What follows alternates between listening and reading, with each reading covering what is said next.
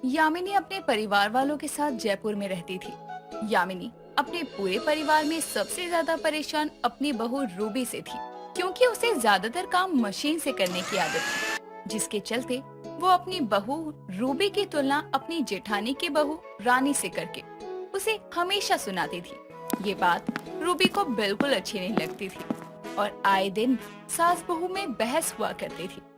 ऐसे ही एक दिन सुबह के समय यामिनी अपने कमरे से नीचे आती है और देखती है कि उसकी बहू रोटी मेकर की मशीन लिए हॉल में बैठकर रोटियां बना रही है, जिस पर वो उसके पास आकर कहती है, हे भगवान, बहू ये तू क्या कर रही है? इतना बड़ा किचन कम पड़ गया था क्या, जो तू हॉल में बैठकर रोटियां बना रही है? पता नहीं तेरा क्या होगा।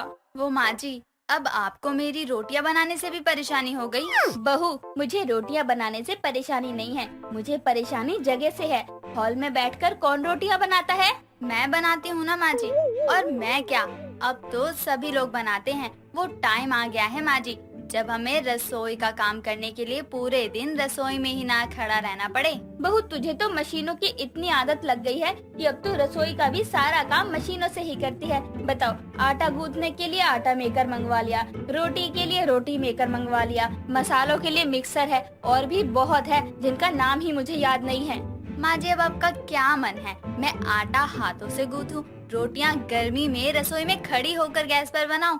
गैस क्यों, चूल्हे पर बनाऊं? मसाले हाथों से पीसूं? कौन करेगा ये सब गवारपना? बताओ, आज के टाइम में जब हर चीजों को आसानी और जल्दी से करने की मशीनें हैं, तो हम अपना टाइम ही क्यों खराब करें? बहू, उसे गवारपना नहीं, देसीपना कहते हैं। पहले की औरतें मेहनत खुद अपने हाथों से करती थी, सारे काम खुद से करती थी, दिल से अपनी रसोई बनाती थी, तभी तो उनके खाने में स्वाद होता था। और जिससे गैस पर रोटियां नहीं बनती, वो चूल्हे पर क्या बनाएगी? हाँ, ये बात तो आपने सही कही माँ जी, इसलिए उनका सारा समय रसोई में ही लग जाता है। लेकिन आज की औरतों को देखो, रसोई का सारा काम भी कर लेती हैं, साथ ही बाहर का भी। हाँ, ये बात भी सही है, लेकिन जो स्वाद देसी रसोई में होता है, वो आजकल की रसोई में कहाँ देखने को मिलता है। अगर तू एक बार अपनी देवरानी से मिल लेगी गांव में जाकर, तो तुझे पता चलेगा देसी रसोई के बारे में। यामिनी और रूबी आपस में बातें कर ही रहे थे कि तभी प्रकाश ऑफिस जाने के लिए तैयार होकर नीचे आता है और रूबी को देखकर हंसते हुए कहता है, ये क्या है रूबी, तुमने अपना किचन हॉल में क्यों खोल रखा है? माँ जी, क्या कम थी जो आप भी शुरू हो गए? नहीं, ऐसी बात नहीं है, मैंने तो बस ऐसे ही पूछा। अच्छा, तुम्हारा काम हो गया हो तो कुछ नाश्ता पानी मुझे भी मिलेगा या नहीं? हाँ जी, बिल्कुल मिलेगा, नाश्ता तैयार है। मुझे तो बस न्यूज़ देखनी थी थोड़ी सी, इसलिए यहाँ बैठकर रोटियां बना रही थी, जिस पर आप लोगों ने इतना सुना दिया। देखो भाई, मैंने कुछ नहीं बोला, अपनी सास बहू का मैटर तुम लोग आपस में ही निपटो। मुझे नाश्ता और लंच दो, मैं निकलूं। कुछ समय बाद सभी घर वाले एक साथ बैठकर नाश्ता करते हैं, जिसके बाद प्रकाश अपने ऑफिस के लिए निकल जाता है और रूबी भी अपने घर के कामों में लग जाती है। ऐसे ही कुछ समय बीतता है। तभी एक दिन शाम के समय यामिनी अपनी बहू रूबी और बेटी दीक्षा के साथ हॉल में बैठकर बातें कर रही थी। तभी उसका बेटा प्रकाश ऑफिस से घर आकर कहता है, क्या बात है, आज सारे घर वाले एक साथ बैठे हुए? लगता है कुछ जरूरी बातें चल रही हैं। हाँ बेटा, बात तो जरूरी है। गांव से फोन आया था कि तेरी दीदी की तबीयत बहुत खराब है, तो मैं सोच रही हूँ क्यों ना हम लोग कुछ दिनों के लिए गांव हो आए। इसी बहाने बहू भी गांव देख लेगी, वहाँ का माहौल देख लेगी, अम्मा जी को देख लेंगे। भाई, लेकिन मेरा गांव जाने का बिल्कुल भी मन नहीं है। वैसे भी इस टाइम गर्मी का मौसम चल रहा है, हम लोग और भी परेशान हो जाएंगे। ज्यादा दिमाग मत चला तू अपना, माँ सही कह रही है, बहुत दिन हो गए हैं गाँव गए हुए हमें। ठीक है, आप परेशान मत होइए, मैं गाँव जाने की टिकट बुक करता हूँ। हाँ बिल्कुल, मैं भी तो जरा चल के देखूं कि इनकी देसी बहू की रसोई कैसी है। रूबी इतना कहकर वहाँ से चली जाती है और किचन में जाकर खाना बनाने लगती है। ऐसे ही कुछ समय बीतता है, जिसके बाद सभी लोग अपना सारा सामान पैक करके गांव के लिए निकलते हैं। जहाँ पहुँचने के बाद रूबी की दादी सास दुलारी उसे देखकर कहती है, अच्छा हुआ बेटा तू आ गई मुझसे मिलने। अब जब तक तो यहाँ रहेगी तब तक यहाँ की रसोई तू ही संभालेगी। हे भगवान, अब इनको क्या पता कि मुझे तो गांव की देसी रसोई के बारे में कुछ पता ही नहीं है। लेकिन अब बात यहाँ इज्जत की है, तो सीखना ही पड़ेगा। क्या हुआ बहू, तू मेरे लिए रसोई बनाएगी ना? अभी तक मैंने तेरे हाथों का बना हुआ कुछ नहीं खाया है। जी दादी, जरूर बनाऊंगी। आखिर मैं भी तो आपकी बहू हूँ और आपकी सेवा करना मेरा फर्ज है। अगले दिन सुबह रूबी रसोई में खाना पकाने के लिए गांव की देसी रसोई में जाती है, जहां शहर की रसोई में मिलने वाली एक भी सुख सुविधा नहीं थी, जिसे देखकर वो बहुत परेशान हो जाती है। तभी उसकी जेठानी रानी वहां आकर कहती है, देवरानी जी, ई गांव की रसोई में आकर आपके शकल पर 12 काहे बज गए हैं? आपको खाना बनाना नहीं आता का, जो आप इतना परेशान हैं? नहीं, ऐसी बात नहीं है। खाना बनाना तो आता है, लेकिन ये देसी रसोई में खाना बनाना नहीं आता। बस कभी ऐसे गांव में बिना किसी सुख सुविधा के मैंने रसोई नहीं बनाई, इसलिए थोड़ा सा परेशान हूँ कि पता नहीं आज मुझसे कैसी रसोई पकेगी भी या नहीं। बस इतनी सी बात? कोई नहीं, हम आपको गांव की देसी रसोई के बारे में सब कुछ बता भी देंगे और सिखा भी देंगे। आप उसकी चिंता बिल्कुल भी मत करिए, हम है ना आपके साथ। जैसे जैसे हम करते जाएंगे आप देखते जाना, धीरे धीरे आप सब सीख जाएंगी। रानी इतना कहकर रूबी को गांव की देसी रसोई में देसी चीजों और तौर तरीके से रसोई बनाने का तरीका सिखाना शुरू करती है, जैसे कि चूल्हे पर खाना बनाना, मसालों को मिक्सर की जगह सिलबट्टे पर पीसना, दूध की मलाई से घी निकालना, ठंडे पानी के लिए फ्रिज की जगह घड़े का इस्तेमाल करना इत्यादि। रूबी रानी के बताए हुए तौर तरीकों को ध्यान में रखते हुए धीरे धीरे देसी रसोई में खाना बनाना सीख जाती है। ऐसे ही समय बीतता है। तभी एक दिन दोपहर के समय सभी लोग एक साथ बैठकर खाना खा रहे थे। तभी रानी और रूबी वहाँ आती है, जिन्हें देखकर यामिनी कहती है, सच में रानी बहू, तूने तो दिल खुश कर दिया। इतना अच्छा और बढ़िया खाना बनाया है तूने, मजा ही आ गया। ये चूल्हे की रोटी, घर का निकाला देसी घी, सिलबट्टे पर पिसे हुए मसाले की खुशबू, इसे कहते हैं देसी बहू की रसोई। हाँ भाभी, सच में खाना बहुत अच्छा बना है। गाँव के देसी खाने की बात ही कुछ अलग है, उसके जैसा स्वाद कहीं नहीं मिल सकता, और ये स्वाद सबके बनाए हाथों में नहीं होता है। सच में आप लोगों को खाना इतना पसंद आया? हाँ बहू, लेकिन तू ये क्यों पूछ रही है? तेरे बस की कहाँ इतना अच्छा देसी तरीके से खाना बनाना, वो भी इतनी मेहनत करके। चाची जी, वो इसीलिए पूछ रही है क्योंकि आज की देसी रसोई आपकी बहू रूबी ने बनाई है। गांव आकर वो भी देसी बहू बन गई है। क्या आप सच कह रही हैं भाभी? मुझे तो यकीन ही नहीं हो रहा है कि बिना किसी सुख सुविधा के रूबी देसी रसोई इतनी अच्छी बना सकती है। क्या? मुझे तो विश्वास ही नहीं हो रहा कि मेरी बहू की देसी रसोई इतनी स्वादिष्ट हो सकती है। मुझे माफ कर दे बहू, मैंने तुझे बहुत सुनाया उसके लिए। मुझे लगा कि सिर्फ मशीनों का इस्तेमाल करके ही रसोई पका सकती है तू, लेकिन आज तूने साबित कर दिया कि मेरी बहू देसी रसोई में भी पका सकती है, वो भी इतनी अच्छे से खाना। नहीं माँ जी, आप मुझसे माफी क्यों मांग रही हैं? आपने जो भी कहा मेरे अच्छे के लिए ही कहा कि हमें अपने आप को मशीनों और सुख सुविधा का इतना भी आदी नहीं बनाना चाहिए कि बाद में उसके ना मिलने पर हमें ही परेशानी हो। ये बात आपने सही कही है। इंसान को हमेशा ऐसा ही होना चाहिए जो हर माहौल में रह ले।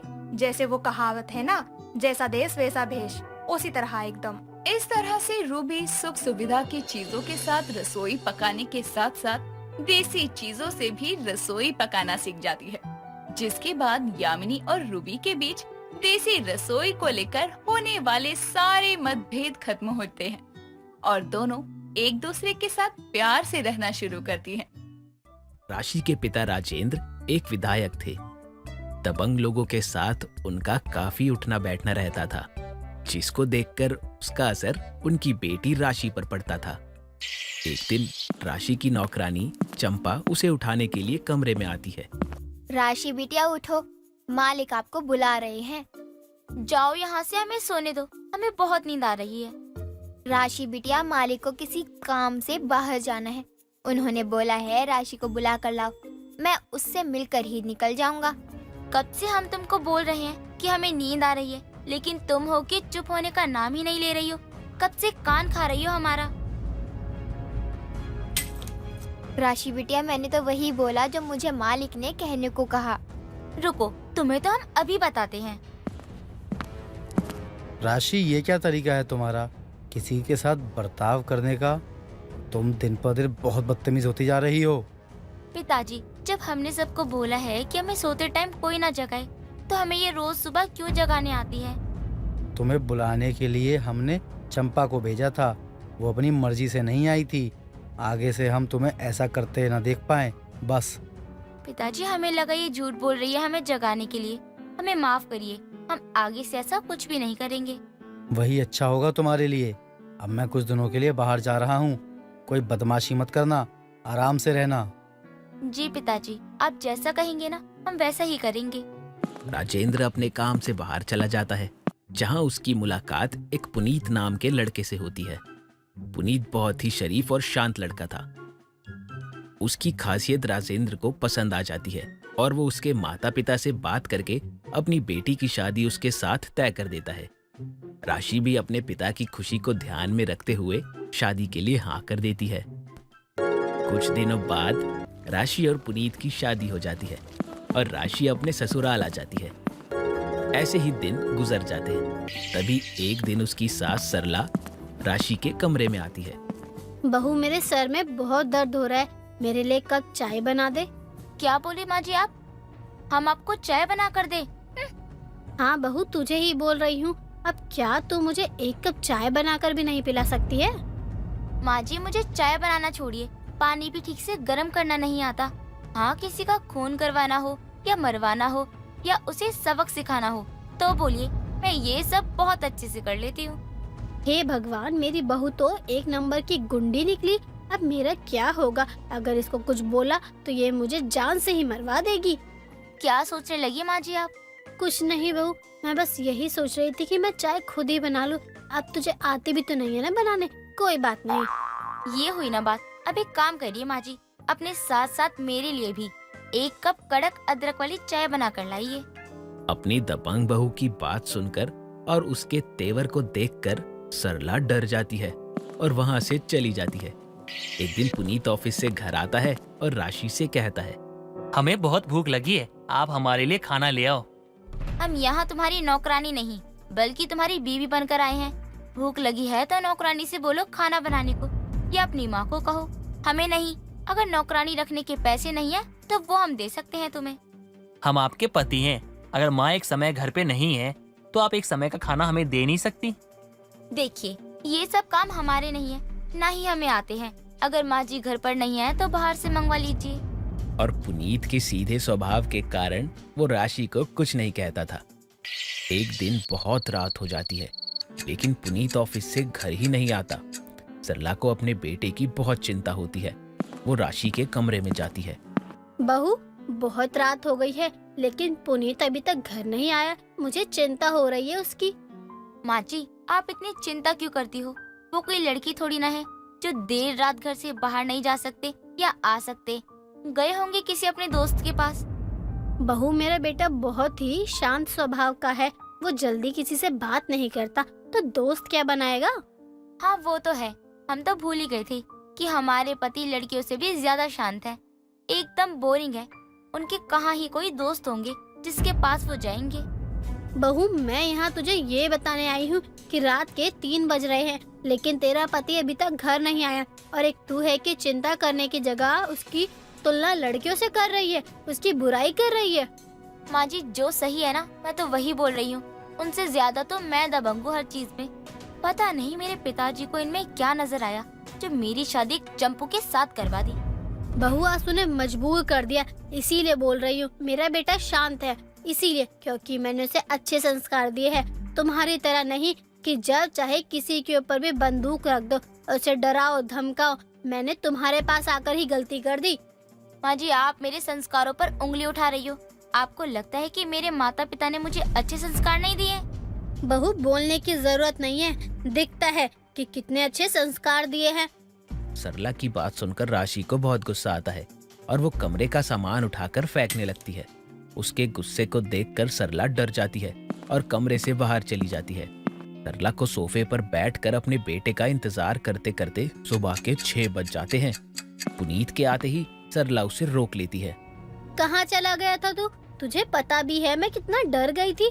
मुझे पूरी रात कितने बुरे बुरे ख्याल आ रहे थे।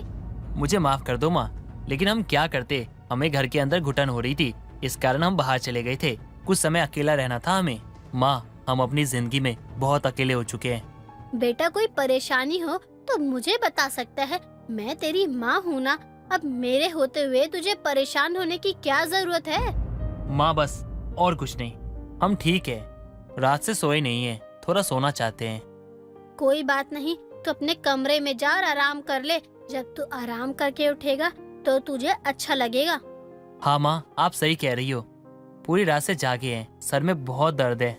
एक तो पुनीत वैसे ही रात भर सोया नहीं था, ऊपर से राशि उसका हाल चाल पूछने की जगह अपनी सास की बुराई करना शुरू कर देती है। हम आपकी माँ की ये बातें बर्दाश्त नहीं करेंगे। कल को वो हमको ना जाने क्या क्या बोल गई, जो चीज हमें बिल्कुल भी बर्दाश्त नहीं है। हम चाहते हैं कि आप उन्हें गांव रवाना कीजिए जल्दी से जल्दी। आप अपने आप को समझती क्या है? बहुत बड़ी दबंग है आप। आपके पिताजी विधायक क्या है, आपकी अच्छी जान पहचान क्या है? आप तो कुछ भी कर सकती हो जैसे। आप ये मुझसे कैसे बातें कर रहे हो? आज तक आपने हमसे कभी ऐसी बात नहीं करी। जल्दी से हमसे माफी मांगिए और ये बात खत्म कीजिए, वरना अच्छा नहीं होगा। अच्छा, तो आपको इस घर में रहना नहीं है तो ठीक है ना, निकल जाइए हमारे घर से। हम हार गए अपना वादा जो हमने आपके पिता को किया था। उनसे किए वादे को पूरा करने के चक्कर में हमने आपसे शादी की, अपनी खुद की जिंदगी बर्बाद कर दी आपसे शादी करके, क्योंकि आपको गाली देने के अलावा, लड़ाई झगड़ा करने के अलावा, गुंडागर्दी करने के अलावा, अपनी दबंगई दिखाने के अलावा और कुछ नहीं आता है। वादा? कैसा वादा? साफ साफ बोलिए। पिताजी और आपके बीच में क्या बात हुई थी?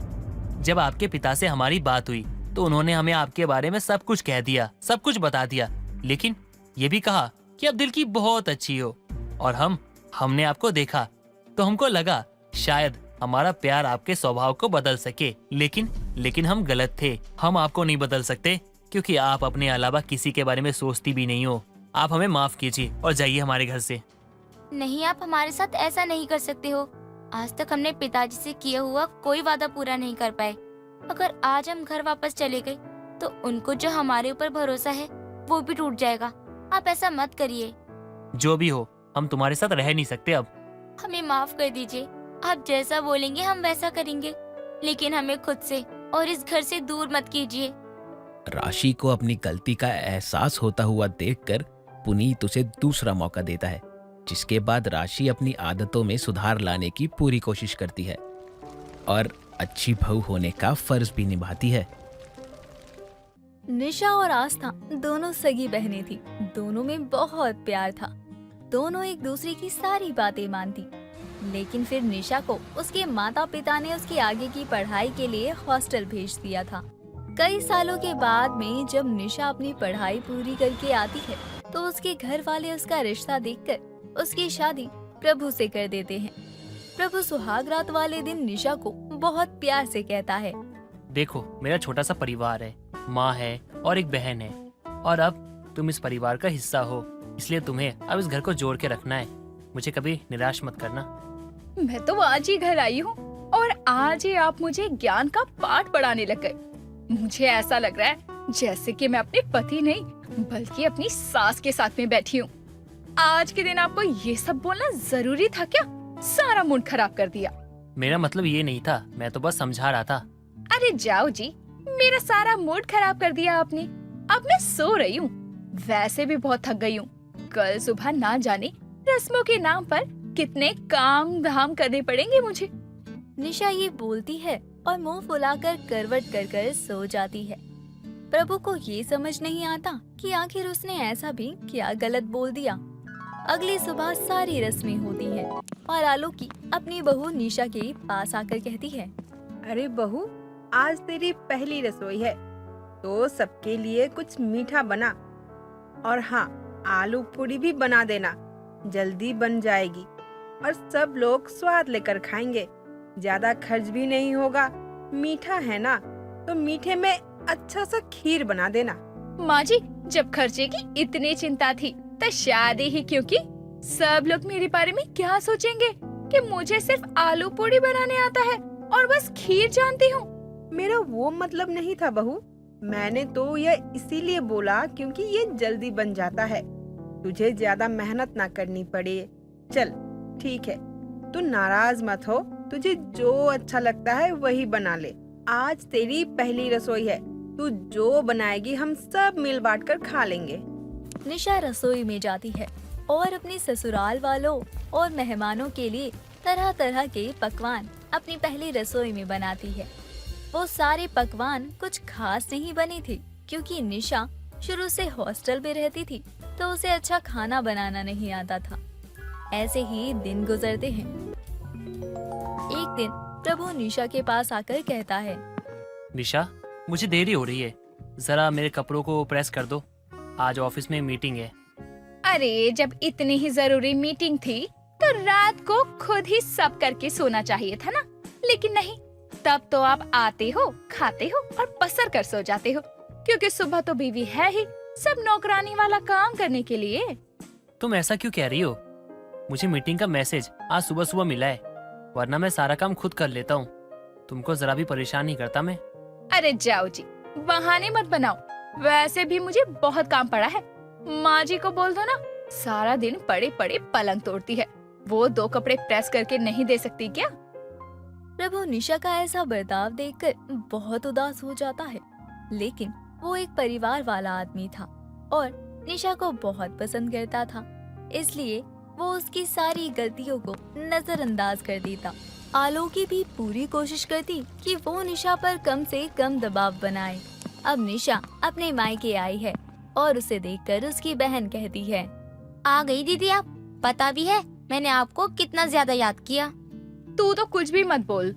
अगर मेरे घर वालों को ना मेरी इतनी चिंता होती तो इतनी जल्दी मेरी शादी नहीं करते। पहले तो मुझे हॉस्टल में पटक दिया और फिर हॉस्टल से आई तो कुछ ही महीनों में मेरी शादी कर दी। अब तू मेरी याद आने का नाटक कर रही है। नहीं दीदी, ऐसा कुछ नहीं है, हम सब आपको बहुत याद करते हैं। इतने अच्छे घर का रिश्ता आया था तो मम्मी पापा नहीं चाहते थे कि ये रिश्ता हाथ से जाए। मैं छोटी थी तो आपकी शादी कर दी। चल चल, अब ज्यादा बातें मत बना और मेरे लिए ना कुछ बढ़िया सा खाने को बनाकर लेकर आ, बहुत भूख लग रही है मुझे। निशा का ये बर्ताव आस्था को बहुत बुरा लगता है, लेकिन आस्था सब बातों को नजरअंदाज करके निशा की पसंद का सारा खाना रसोई में बनाती है। निशा कुछ दिन अपने मायके में ही रहती है। निशा घर का कोई काम नहीं करती और सारा दिन कभी टीवी तो कभी फोन चलाती।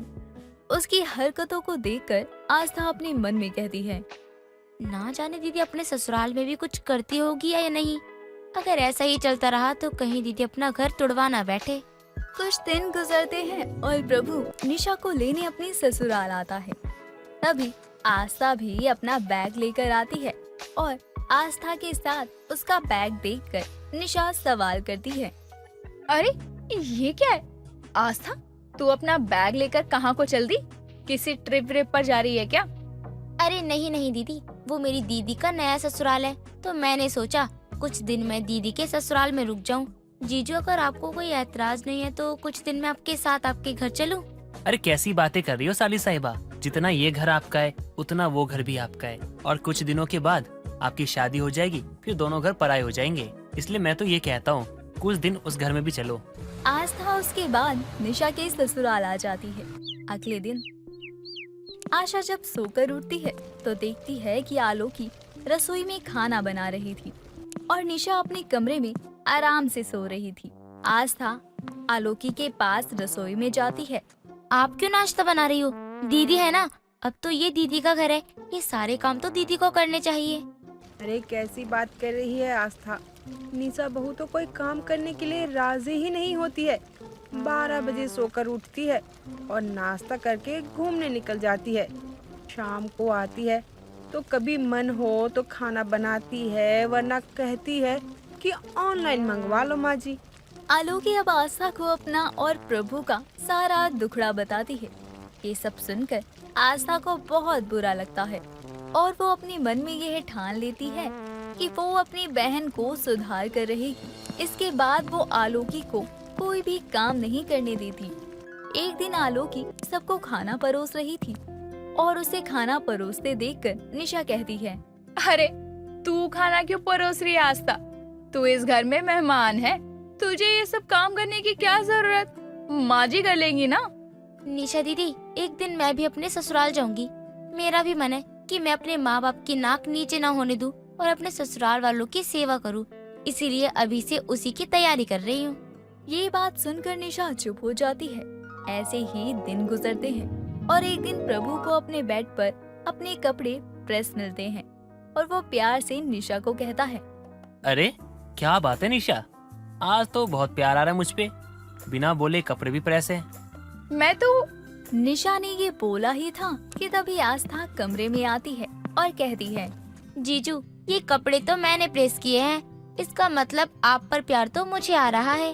अरे क्या बात है साली साहिबा, भले ही मेरी पत्नी निशा है लेकिन ध्यान आप रखती हो। क्या जीजू आप भी? अच्छा आ जाओ, मैंने खाना लगा दिया है, खा लो। आस्था ये बोलकर प्रभु को चाय देकर चली जाती है। कुछ दिन गुजरते हैं और अब आस्था अपने घर लौट आती है। आलोकी और प्रभु उसे बहुत याद करती है। आस्था के जाने के बाद आलोकी अपना सारा काम खुद करने लगती है। वो निशा को परेशान नहीं करती, लेकिन अब सब निशा से कभी कभी बात किया करती।